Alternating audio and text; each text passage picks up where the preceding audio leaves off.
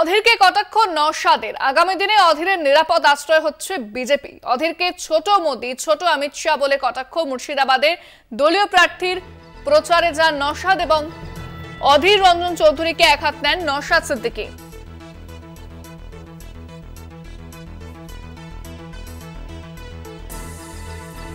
বিস্তারিত কথা বলবো, ফোনে রয়েছেন প্রতিনিধি অভিজিৎ ঘোষ। অভিজিৎ, নওশাদ অধীরকে বিজেপির মোদি এবং অমিত শাহর সঙ্গে তুলনা করেছেন এবং বলেছেন যে বিজেপি হতে চলেছে অধীর রঞ্জন চৌধুরীর সেফ প্লেস।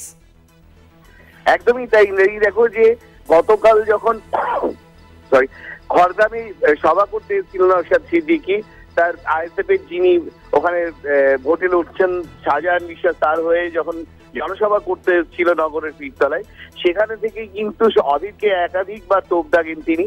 প্রথমেই যিনি ছোট মোদি, কোন সময় ছোট অমিত শাহ, কোন সময় ছোটা জেপি নাড্ডা বলে কিন্তু তাকে আখ্যা দেন। এছাড়াও তিনি যেটা জানাচ্ছেন যে দেখো যে বারবার যেটা যে নওশাদ সিদ্দিকীর যেটা বক্তব্য যে অধীর চৌধুরী সবসময় বা অন্যান্য রাজনৈতিক দলগুলো আইএসএফ কে সবসময় বলে যে বিজেপি কে সুযোগ সুবিধা করে দিতে এরা মাঠে নেমেছে, কিন্তু সেই অভিযোগ নস্যাৎ করেই তিনি কিন্তু অধীর চৌধুরীকে ঘুরে আক্রমণ শানান যে যদি আগামী দিনে কেউ আশ্রয়স্থল খোঁজে বিজেপিটাই হবে অধীর চৌধুরীর আশ্রয়স্থল, এমনটাই মন্তব্য করে নওশাদ সিদ্দিকী।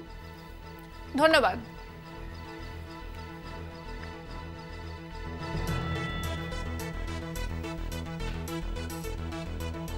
কি বলেছেন নওশাদ সিদ্দিকী শোনাব আপনাদের।